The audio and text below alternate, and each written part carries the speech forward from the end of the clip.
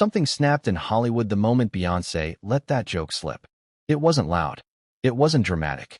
It wasn't even meant to be cruel.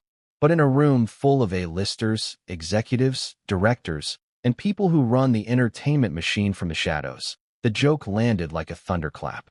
And right there, as laughter rippled across that velvet-lined private lounge, Meghan Markle realized the one thing she never thought she'd have to face again. The room wasn't laughing with her. The room was laughing at her. Before we continue, please hit the like button, subscribe to the channel, and turn on the notification bell for updates. Tell me something. Have you ever watched a person realize that the world they built in their head is not the world they actually live in? That moment when the mask slips? That moment when confidence dissolves into panic? That flicker in the eyes when they understand they've made a terrible miscalculation? If you haven't, tonight you will.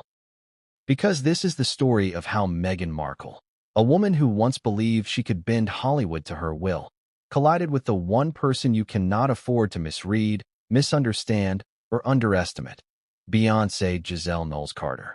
And trust me, when Beyoncé reacts to you, the entire industry reacts with her. But before we get to the joke, before we get to the Amazon MGM contract that combusted right in Meghan's hands, before we get to the whispers that she'd been blacklisted from the very industry she hoped would rewrite her legacy, we need to step back to the moment everything started spinning out of her control. You see, Meghan didn't just want to return to Hollywood. She wanted to dominate it. She wanted to rewrite the narrative that had followed her since leaving the royal family. The drama, the lawsuits, the interviews, the growing public skepticism, the mounting tension with the royals, the crumbling media relationships, the lukewarm public response to multiple projects, and the growing feeling, whispered quietly among insiders, that Meghan Markle was becoming more brand risk than brand asset. But then came the Amazon MGM opportunity, a project positioned to be her triumphant comeback. A chance to step back into Hollywood not as the actress from Suits, not as the former royal, but as a global media mogul, reinvented, powerful, and unstoppable. That was the dream. The reality? Far more complicated, far more fragile, far more explosive. Because Hollywood doesn't forget. It's a place built on relationships, reputation, timing, and whispers that travel faster than press releases. And Meghan, without fully realizing it, walked into Hollywood with more baggage than buzz. Still, this wasn't a doomed comeback from the start. In fact, it began with genuine momentum. Meghan held meetings with executives who were excited, hopeful, and cautiously optimistic. They wanted a new star to anchor big-budget, prestige-style projects. And for a moment, Meghan seemed like the perfect choice. She had global name recognition, a massive PR footprint, a passionate supporter base, and the ability to spark headlines instantly. But here's the problem. Hollywood likes headlines. It does not like chaos. And chaos seemed to follow Meghan everywhere she went.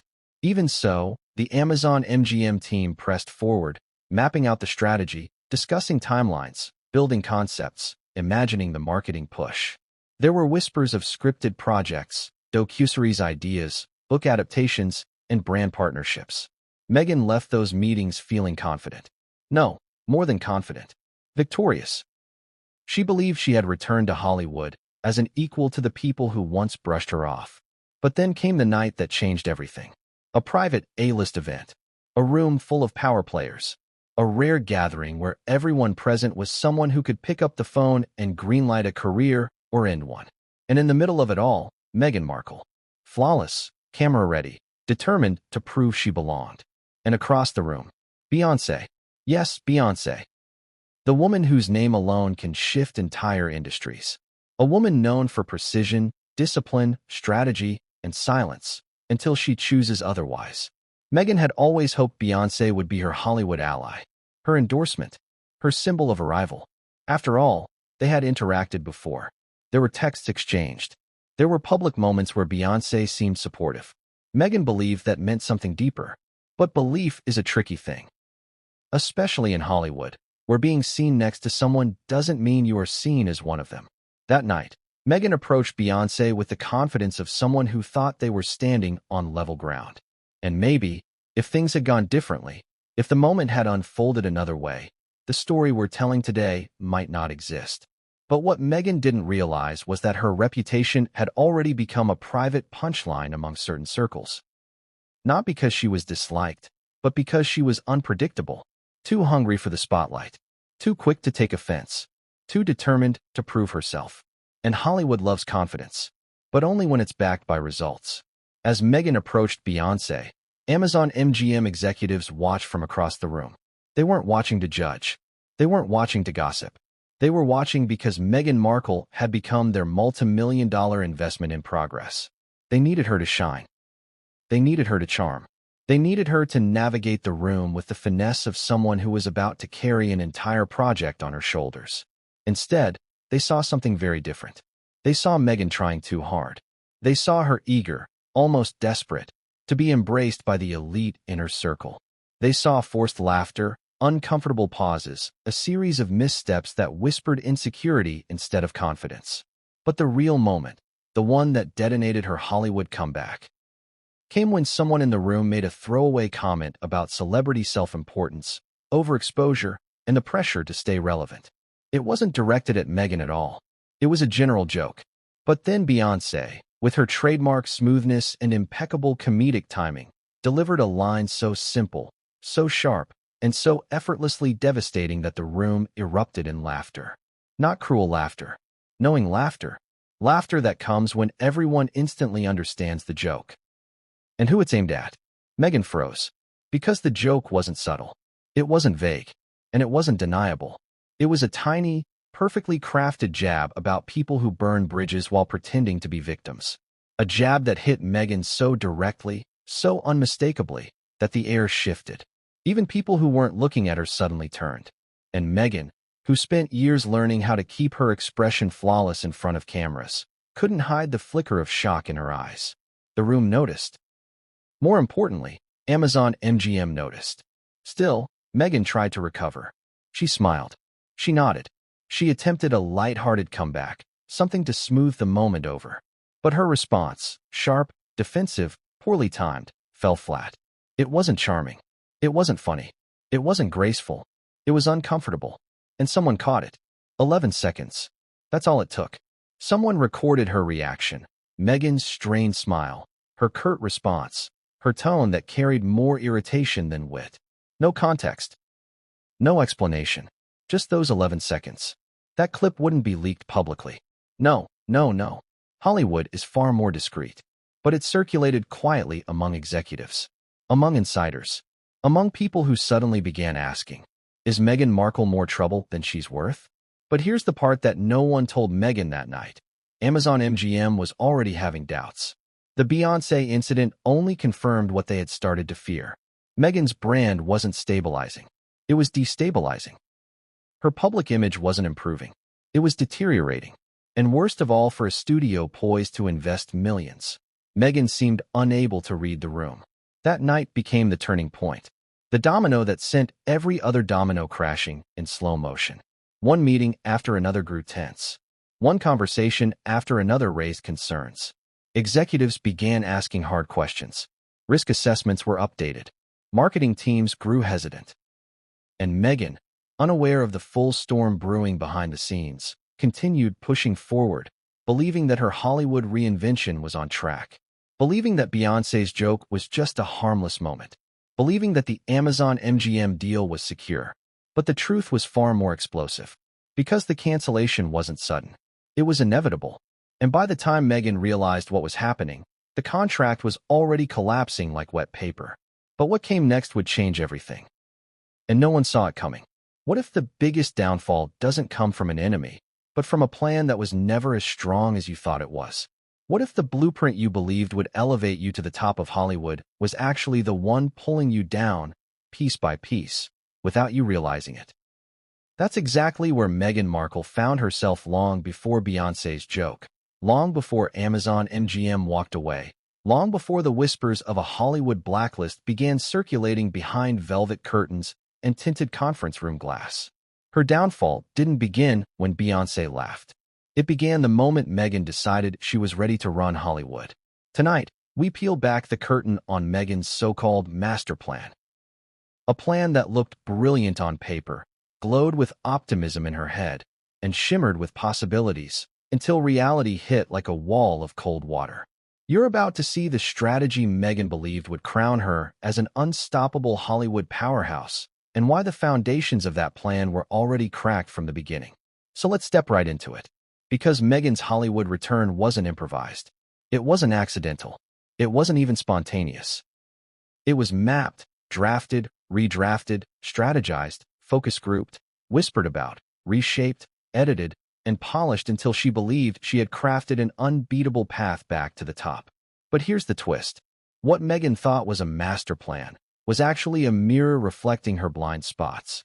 Ambition is powerful, but ambition without understanding the ecosystem you're entering? That's a recipe for collision.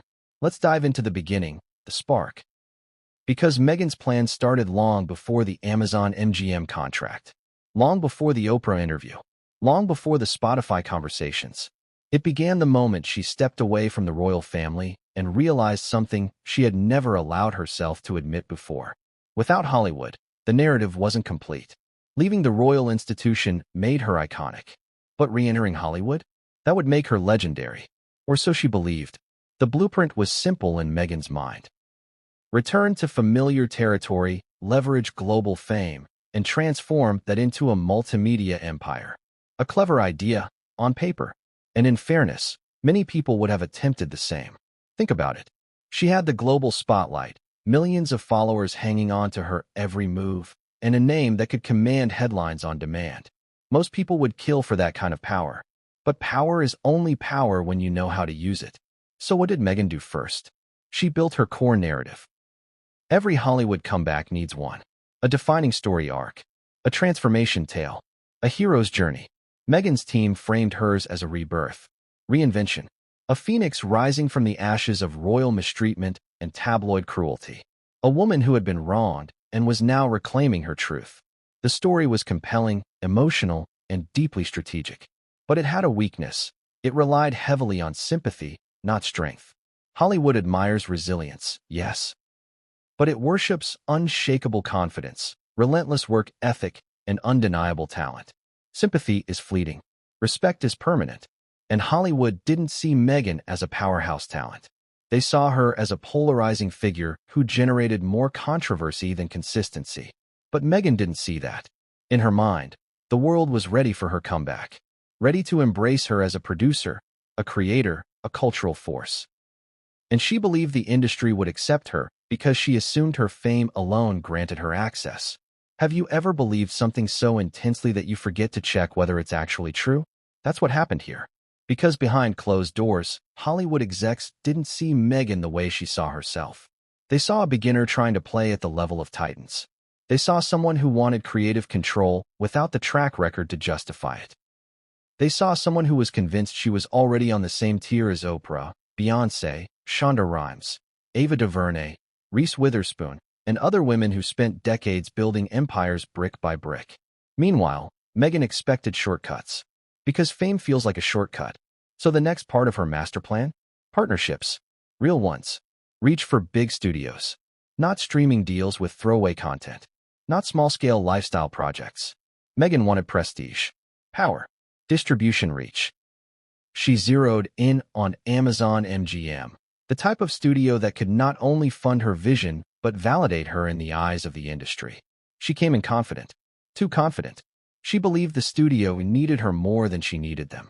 But let me ask you something. In what world does a multi-billion-dollar studio need someone more than someone needs them? Especially someone with a resume that, let's be brutally honest, rested heavily on a supporting role from a mid-tier cable drama and a royal identity she no longer represented? Here's where the contradictions begin. Meghan wanted to be seen as independent from the royal family, but she needed the fame it gave her. She wanted to be respected as a serious Hollywood player, but she entered meetings expecting royal-level deference. She wanted full creative authority, but she hadn't earned industry trust. She wanted prestige. But her public controversies increasingly overshadowed her work. Do you see the pattern? Because the executives certainly did. But Meghan pushed forward, believing she could reshape Hollywood culture by entering through the front door as if she had always belonged there. Part of her blueprint was networking. She needed the right people to endorse her return. People who symbolized excellence, power, and credibility, and who symbolized that more than Beyoncé. Meghan believed aligning with Beyoncé was the missing puzzle piece. Beyoncé wasn't just a celebrity. She was a symbol, cultural royalty, business royalty, artistic royalty. If Beyoncé embraced Meghan publicly, it would send a message to the entertainment world. Meghan was one of them. But here's the catch. Beyoncé doesn't co-sign lightly. And she certainly doesn't co-sign people trying too hard to win her approval. Still, Meghan pursued the idea. She appeared at events where Beyoncé would be. She positioned herself close in photos. She attempted to build a rapport that felt genuine, at least to her. To others, it felt forced. A-list circles operate on unspoken rules. The harder you try to be included, the more the room resists you. And Meghan, without realizing it, was already stepping on established social codes. Meanwhile, Amazon MGM was watching. Carefully, this part of the plan mattered. Networking wasn't just social. It would ultimately influence which projects moved forward, which names signed on, and how the public would receive Meghan's future work. But every time Meghan tried to move closer to the center of Hollywood's inner circle, something small, barely noticeable, would go wrong. A joke she didn't understand. A moment she misread. A compliment she attempted that came off awkward. A conversation where she pushed too hard to establish closeness. Do you know what it looks like when someone wants something so desperately that their desire becomes the only thing the room can feel? That's the kind of energy Meghan brought to these environments. And Hollywood noticed. Because Hollywood always notices. Still, the Amazon MGM deal moved forward. Script discussions, development meetings, branding conversations, marketing mock-ups. Meghan spoke with polished confidence, using corporate buzzwords, weaving personal passion into her pitch. Her team framed her as a disruptor, a visionary, a woman rewriting her story. But studios don't invest in stories. They invest in stability. And something about Meghan's energy felt unstable. There was a fracture between the person in the pitch meetings and the person in the headlines. Between the Meghan who envisioned a powerful media empire and the Meghan who seemed caught in drama after drama online. Every new headline made the studio nervous. Every social media storm raised another red flag. But Meghan didn't see the cracks forming. She thought she had them hooked. She believed she was walking into a new era of success. Her confidence grew. Her demands grew. Her expectations grew. Then came the moment that changed everything. The night Beyoncé delivered that now infamous joke. But before we get there, understand this. The joke hit so hard because Meghan had spent months building a reputation that made her an easy target. Powerful people don't poke fun at you out of nowhere. Something has to build. Something has to accumulate. Perception has to shift. And Meghan had inadvertently created the perfect storm of perceptions. People whispered she was difficult. People whispered she was overly sensitive. People whispered she couldn't take criticism. People whispered she tried to use Hollywood instead of contributing to it. People whispered she overestimated her influence. Whispers become rumors. Rumors become atmosphere. Atmosphere becomes truth. And truth becomes the joke Beyoncé delivered that night. The joke that punctured Meghan's master plan. The joke that made Amazon MGM executives lean forward in their seats. The joke that confirmed everything they were beginning to fear. The joke that turned Meghan's Hollywood comeback into a Hollywood cautionary tale. But what came next would change everything, and no one saw it coming. What if the Hollywood downfall Meghan feared the least came from the one woman she admired the most? What if the person she believed would stand beside her quietly stepped away instead? And what if that one subtle shift, the soft pullback of an A-lister, signaled to every studio executive, producer, and power broker in Los Angeles that Meghan Markle was no longer someone worth betting on? Because here's the thing no one ever tells you. In Hollywood, Beyoncé doesn't need to say a single negative word for an entire room to understand exactly what she thinks. And Meghan, knowingly or not, walked straight into that unspoken truth. Tonight, we dig into how Beyoncé entered Meghan Markle's story, how the dynamic between them shifted, and why that shift mattered far more than Meghan realized. This isn't just about a joke, or a snub, or a moment of shade. This is about power, cultural power, industry power, silent power. The kind of influence that shapes careers without a single headline. So let's begin. The night Beyoncé joked in that private room. The joke that sent executives whispering wasn't the first time their worlds collided. Their history stretches back years, long before the Amazon MGM deal, long before Meghan tried to rebrand herself as Hollywood's newest mogul. Their first connection? It wasn't in person. It was digital. But the meaning Meghan attached to that early connection was far bigger than Beyoncé ever intended. When Meghan first joined the royal family, Beyoncé publicly supported her. A social media post, a congratulatory message, a tone of solidarity among two high-profile women facing global scrutiny. Beyoncé and Jay-Z even recorded a video homage featuring Meghan's portrait during the Brit Awards, an icon honoring another icon.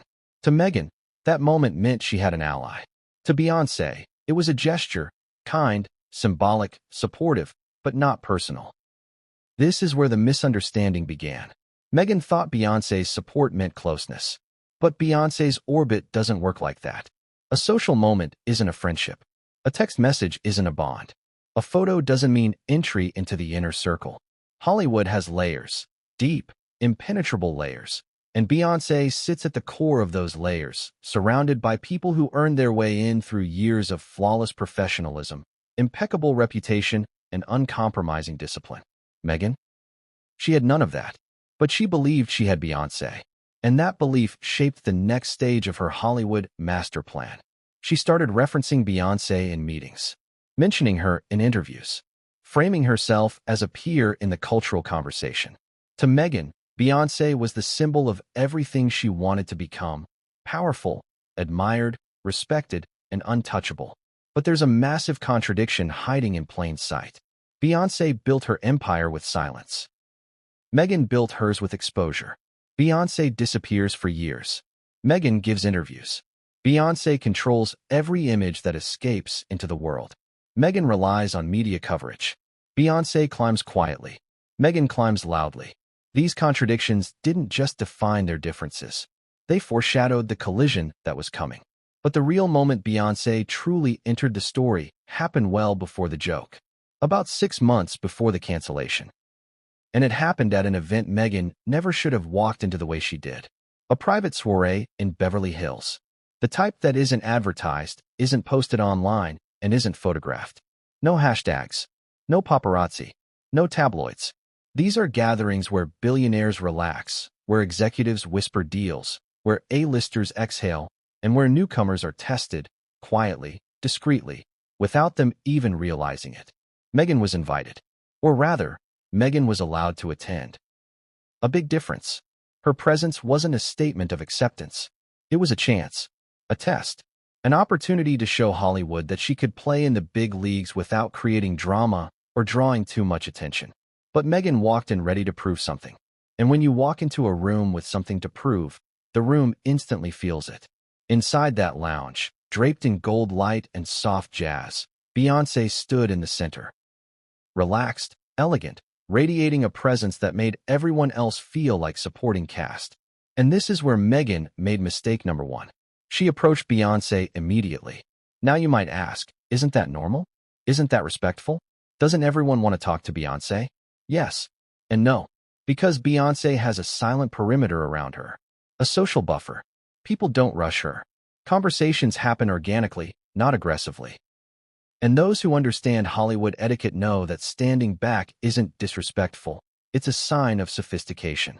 Meghan didn't get that memo. She saw Beyoncé as a lifeline, as validation, as the bridge she needed back into Hollywood legitimacy. She went in with a smile, a warm tone, and an undeniable expectation of warmth in return. But you know when someone greets you with familiarity you don't fully feel? That moment when you realize the other person thinks the relationship is deeper than it actually is? That was the energy in the air. Beyoncé wasn't cold. She was polite. But polite is not the same as welcoming. And politeness, among A-listers, is often the first warning sign. Still, Meghan didn't see the subtle shift. She kept talking, kept trying to bond, kept referencing their past interactions as if they were foundational moments rather than surface-level interactions. Beyoncé, ever the diplomat, listened, smiled, responded briefly, moved the conversation gently forward. But others in the room noticed. And those others began whispering. Not insults. Not cruelty. Just observations. Why does Meghan seem so desperate? Why does she act like Beyoncé owes her closeness? Why does she try to force the narrative of being equals? These whispers reached the ears of studio executives, including Amazon MGM executives. And just like that, cracks in Meghan's Hollywood plan widened. Because nothing scares a studio more than a celebrity who overestimates their influence, a celebrity who misreads social cues, a celebrity who tries too hard to align with power. But the most damaging moment was still coming. 2 weeks later, Meghan attended another event, this time smaller, more intimate, with a crowd even more influential. Those quiet rooms are where the real alliances are formed. And again, Beyoncé was there. This time, Beyoncé didn't approach Meghan, and Meghan didn't understand why. She stood near her, positioned herself for conversation. But Beyoncé moved fluidly through the room, speaking to people she considered colleagues, equals, collaborators. Not once did she look Meghan's way. This wasn't intentional. It wasn't calculated. Beyoncé wasn't snubbing her. She was simply flowing, and Meghan wasn't naturally part of that flow. But to Meghan, it felt like rejection, and rejection breeds panic. So Meghan tried again. She maneuvered herself strategically, smiling brightly, waiting for the right moment to slide into Beyoncé's orbit. But by doing that, she made mistake number 2. She disrupted the flow of the room. And nothing irritates Hollywood elites more than forced interactions. Beyoncé noticed. Not with irritation, with understanding.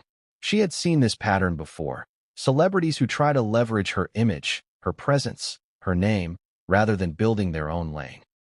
And Beyoncé, who values authenticity above all, stepped back, quietly.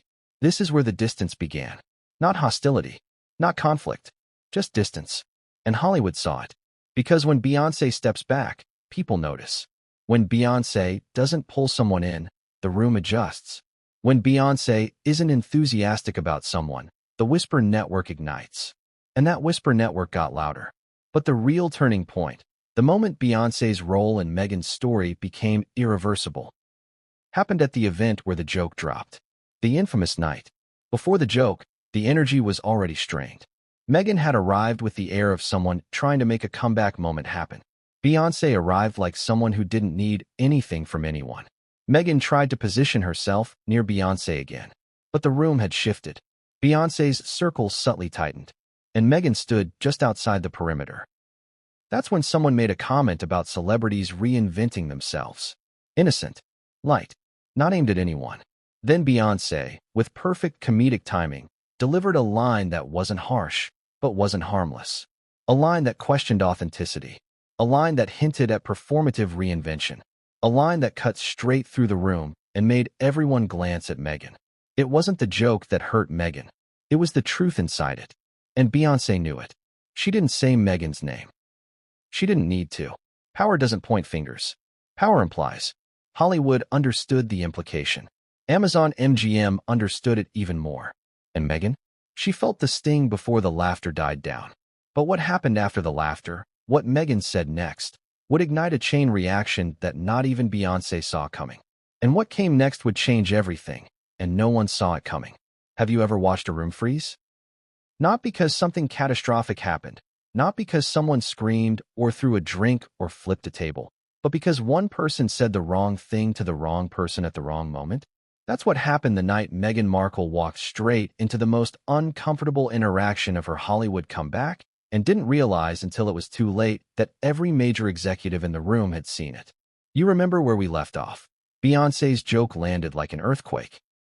Subtle but seismic. Meghan felt the shockwave hit her before the laughter even faded. But that moment wasn't the most damaging part of the night. The real disaster was what she did next. Because sometimes it's not the insult that destroys your reputation. It's the response. Let's step into that room again, slowly this time. A night lit by warm chandeliers, a cluster of A-list names relaxing after a week of million-dollar decisions, and Meghan Markle trying desperately, quietly, subtly, but unmistakably, to reposition herself next to Beyoncé like they were peers sharing a private joke. But they weren't peers. Not in tone, not in power, not in public perception, and certainly not in Beyoncé's mind.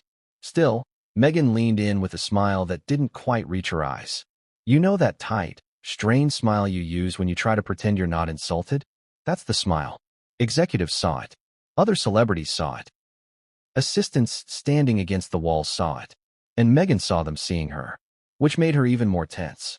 In that moment, everything inside her screamed something she didn't want to admit to herself. She wasn't controlling the narrative anymore, so she tried to take it back. "How funny," Meghan said loudly enough for nearby guests to hear. "Coming from someone who reinvented themselves more times than I can count." The room didn't laugh. Not a chuckle. Not a grin. Not even a polite smile. Just silence. The kind of silence that tightens around your throat. Beyoncé's eyes widened for a split second. Not anger. Not offense. Just surprise. The kind of surprise that says, "Did you really just say that?" Meghan didn't notice. Or maybe she noticed and panicked. Either way, her voice lifted, and she added something she thought would soften the comment. "I mean it in a good way. Reinvention is powerful, but the damage was already done." Because here's something Meghan still didn't understand. Beyoncé never responds publicly to shade.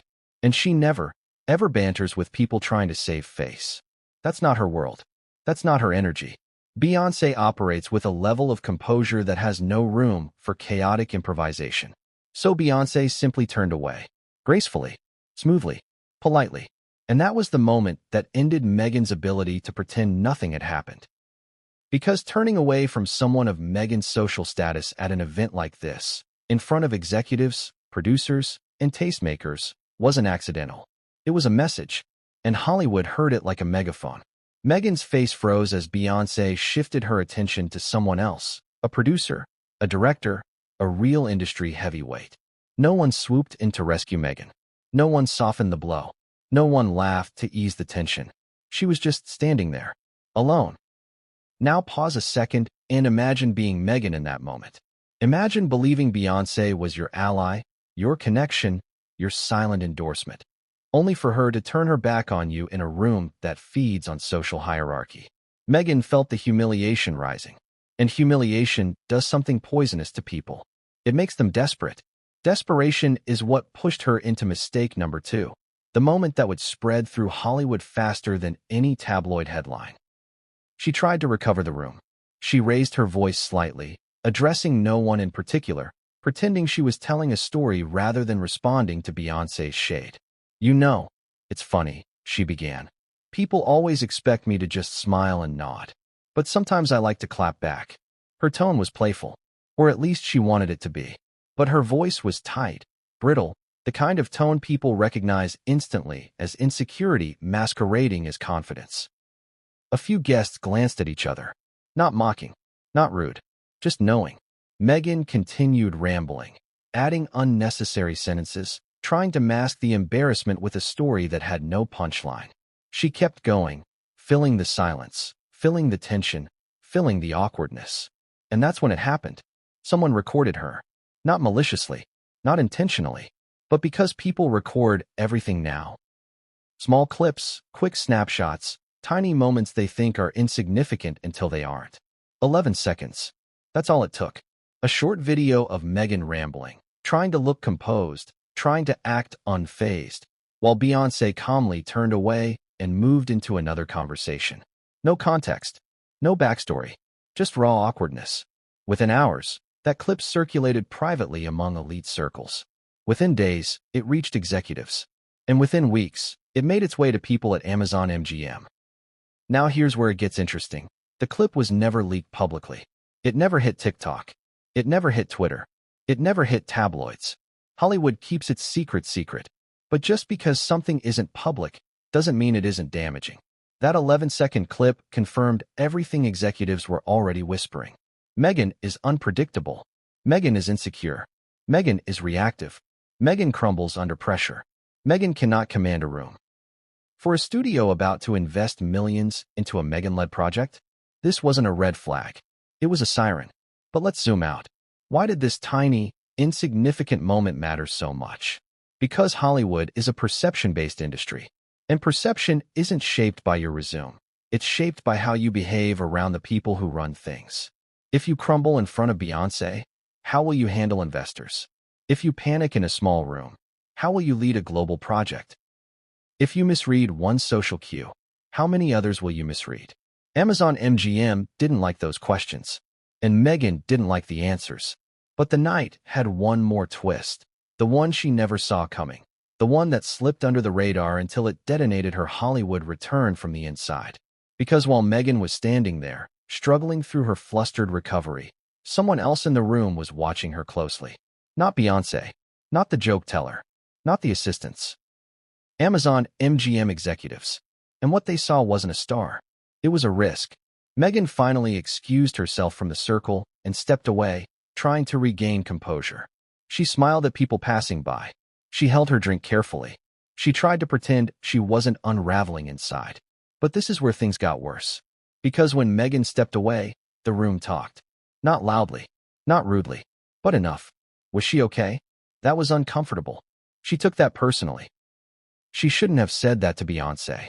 She really misread the moment. People said these things softly, casually, without malice. But every comment floated through the room like smoke.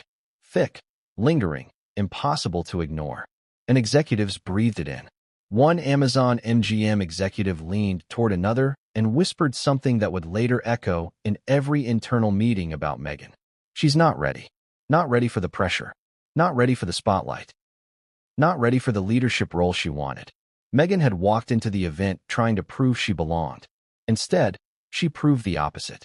But the worst part? She didn't even know.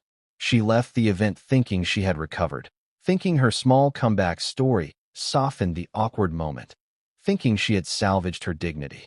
She had no idea that 11 seconds of panic had already traveled farther than her entire pitch deck. She had no idea that executives were already shifting in their seats. She had no idea that the joke wasn't the problem, her reaction was. But if you think that moment was bad, the next one would make everything that happened so far look harmless. Because the awkward encounter that circulated through Hollywood wasn't the clip that killed the Amazon MGM deal. The recording that truly detonated Meghan's Hollywood career was still coming. And what came next would change everything. And no one saw it coming. Have you ever wondered what happens behind the scenes before a studio hands someone a multi-million-dollar contract? Before the press releases, before the stylized promotional photos, before the triumphant headlines declaring a star's big comeback. Every studio performs what insiders jokingly call the silent MRI. A full scan, a deep dive, a complete internal investigation that reveals everything, and I mean everything, about the celebrity they're thinking of backing. Amazon MGM did exactly that with Meghan Markle. And what they found is the reason her Hollywood dream didn't just wobble. It cracked, then split, then shattered quietly, piece by piece, while she still believed she was winning. Where we last left off, Meghan had just experienced the most awkward encounter of her Hollywood return, and she didn't know the damage behind the curtain was already spiraling. Because the truth is, that room wasn't filled with people merely judging her social cues.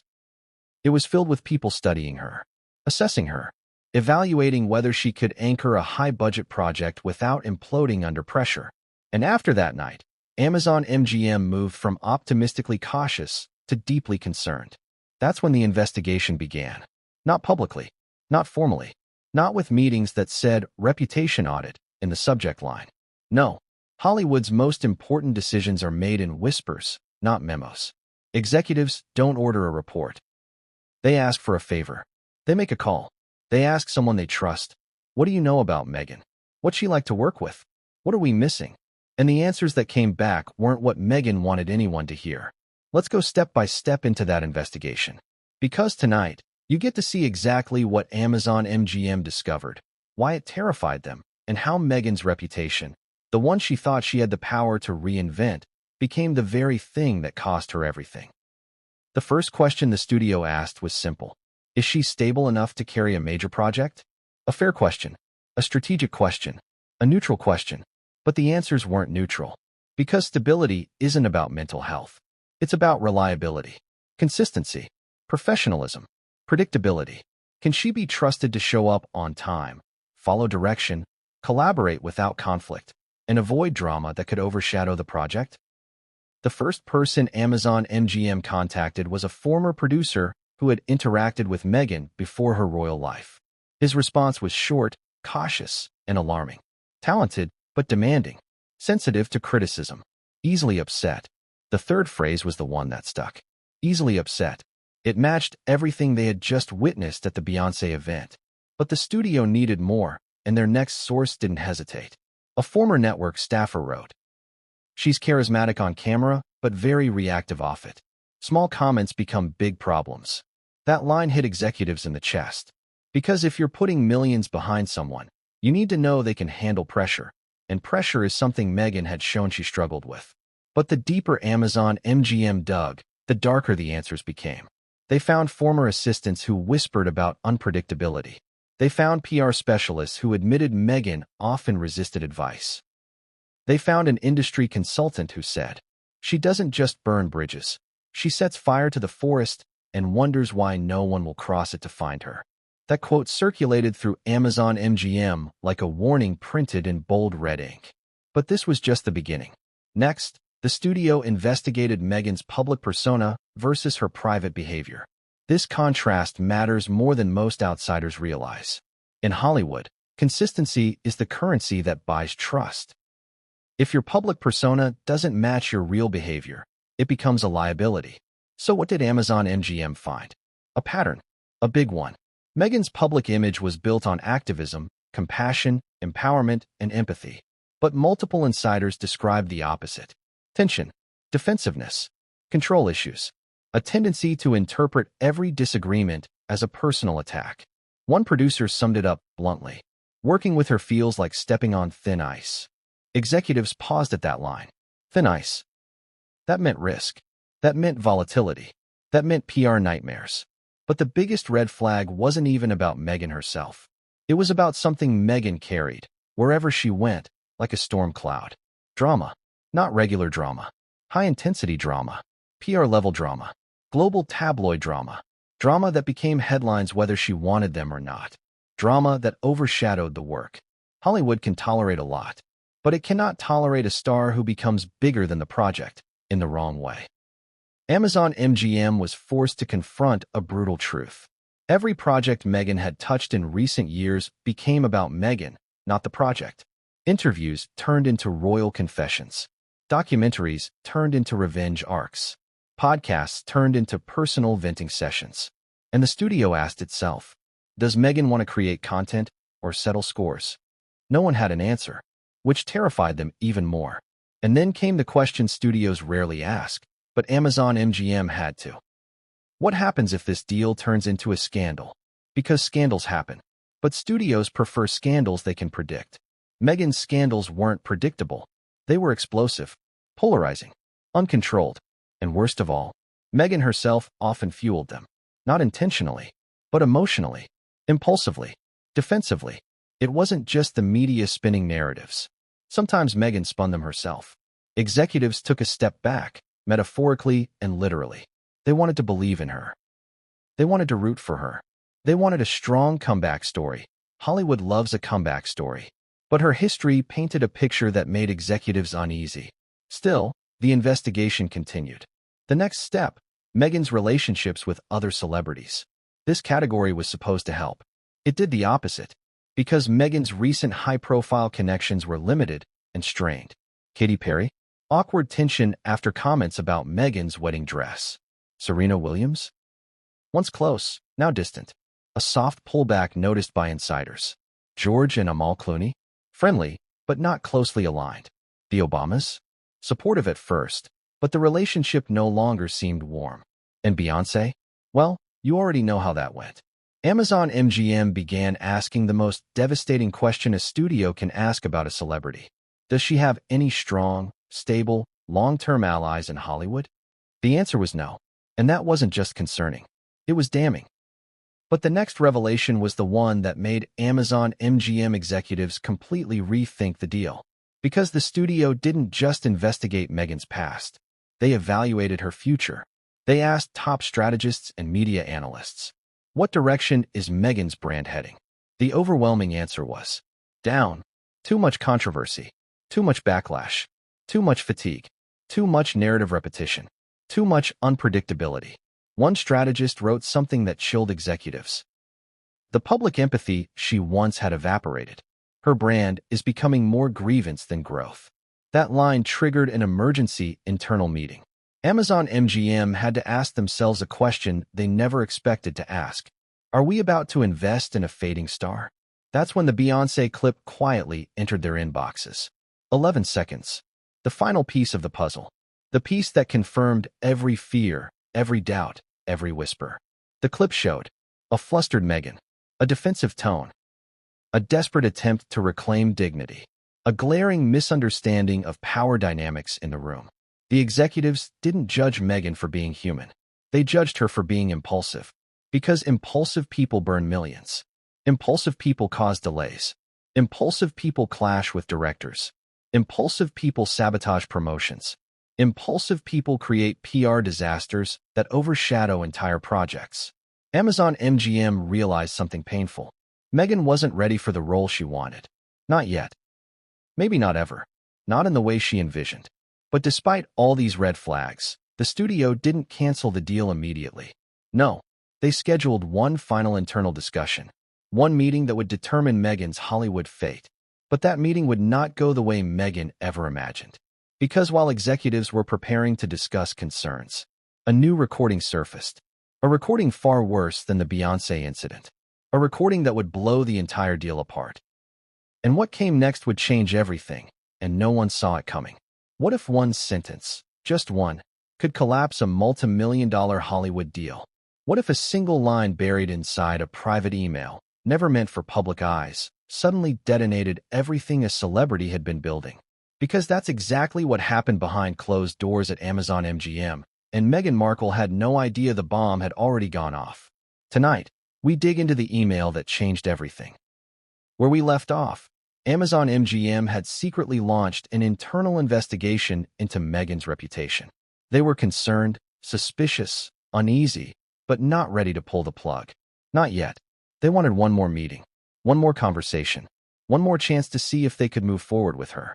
But then an email leaked, an internal memo, a private exchange, a message meant only for a select few, and it hit like a sledgehammer. But before we dive into that message, you have to understand why that email mattered. Because this wasn't just gossip. This wasn't a tabloid leak. This wasn't an outsider's opinion drifting through Hollywood's whisper network. This email came from inside. A senior staffer. A trusted insider. A person with authority. Someone Amazon MGM couldn't dismiss as noise or personal bias. And their words carried weight. But before we reveal what those words were, let's rewind just a little. To the meeting that triggered the memo. Amazon MGM executives sat around a long table in a private boardroom, the kind with leather chairs and floor-to-ceiling windows overlooking Los Angeles. The kind of room where decisions shape the entertainment landscape. The recent events, the awkward Beyoncé incident, the 11-second clip circulating privately, the whispers from industry insiders, had all begun to merge into a troubling picture. And one executive finally asked, "Are we sure she's the right fit?" Silence. Not rejection, not agreement. Just heavy, charged silence. Another executive tapped his pen against his notebook. "I want this project to succeed," he said, "but I need to know she's stable enough to anchor it." Another screen lit up, an executive joining from New York. "She's not ready for high-pressure public phases," she said. "We've all seen how she reacts when things get rough." And then, the most devastating concern of all. "She misreads the room." Repeatedly. That's the sentence that ricocheted off every wall. Because if a star misreads a room full of executives, what will she do with directors? With journalists? With global audiences? With press tours? With backstage politics? The concerns piled up like sandbags. Still, some executives wanted to be fair. They argued that Meghan was a global name, that she brought attention, that her fame alone could pull numbers. But attention cuts both ways. And fame can destroy a project if it's the wrong kind. The meeting ended without a decision. Executives agreed to review more feedback and reassess the viability of moving forward. In Hollywood, these phrases mean, "We don't like this. We don't think this will work. But we're not ready to pull the trigger yet." Then, one executive stayed behind, sent one email, and changed everything. The email was short. No lengthy paragraphs. No dramatic language. Just clear, uncomfortable, alarming truth from someone with first-hand experience dealing with high-maintenance talent. The subject line read, "Concerns re. Markle collaboration, confidential." Inside were only 4 lines. 4 lines that flipped Meghan's Hollywood comeback upside down. This is what the email said. Team, I strongly advise re-evaluating our engagement with Markle. Multiple red flags, unpredictable behavior, escalating public controversy, and difficulty managing criticism. High risk of PR fallout. Recommend postponing or canceling the partnership before this becomes unmanageable. That was it. But those lines hit the studio harder than any public scandal ever could. Because this wasn't a rumor. This wasn't an outsider. This wasn't a jealous rival. This was an internal warning. A warning that Meghan was not just a risky partner. She was a potential liability. Within hours, this email traveled through the studio's upper ranks, forwarded quietly, privately, discreetly, the Hollywood version of an internal alarm bell. And here's where it gets worse. One of those recipients forwarded it to someone outside the executive circle, a department head with strong connections to Meghan's team. That person then forwarded it to someone else, someone who worked closely with Meghan during early negotiations. And that person, the one no one expected, forwarded it again, until it reached someone who absolutely should not have seen it. Meghan Markle. But she didn't see it immediately. Her team did, and they panicked, because the email read like the prelude to cancellation. Her staff immediately gathered. Phone calls were made. Damage assessments were drafted. One aide allegedly asked, "Why are they saying she's difficult? Where is this coming from?" Another person answered with something no one wanted to acknowledge. "Because it's what everyone says privately." That sentence broke through the room like ice cracking across a frozen lake. Meghan was furious. Not sad. Not disappointed. Furious. She believed she was being targeted. She believed the studio was sabotaging her. She believed Hollywood was conspiring against her comeback. And she did what she always did in moments of crisis. She demanded control. What exactly was said? She reportedly asked. Her staff hesitated. They didn't want to read the email out loud. They didn't want to say the words. So Meghan grabbed the phone and read it herself. And that's when everything inside her snapped. Unpredictable behavior. Difficulty managing criticism. High risk of fallout. Recommend postponing or canceling. Her worst fears spelled out clearly in writing. Her response was immediate and emotional. She called her team into a closed-door emergency meeting and declared, "They don't respect me. They don't believe in me. They're buying into lies." Her team scrambled to reassure her. But reassurance isn't the same as strategy.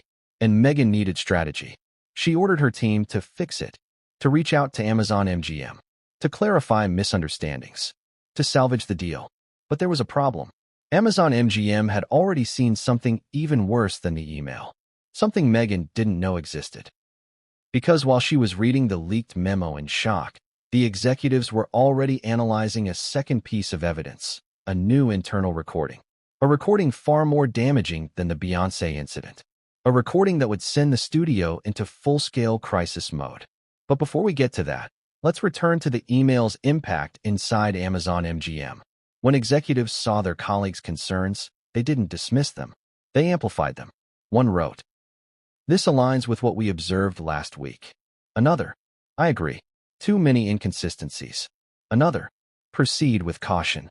Potential PR landmine." Suddenly, the greenlit mood around Meghan shifted into a deep amber, the color of hesitation, of fear, of risk. It wasn't that the studio disliked Meghan. They feared what working with her might unleash. Because Meghan wasn't just bringing herself to the project.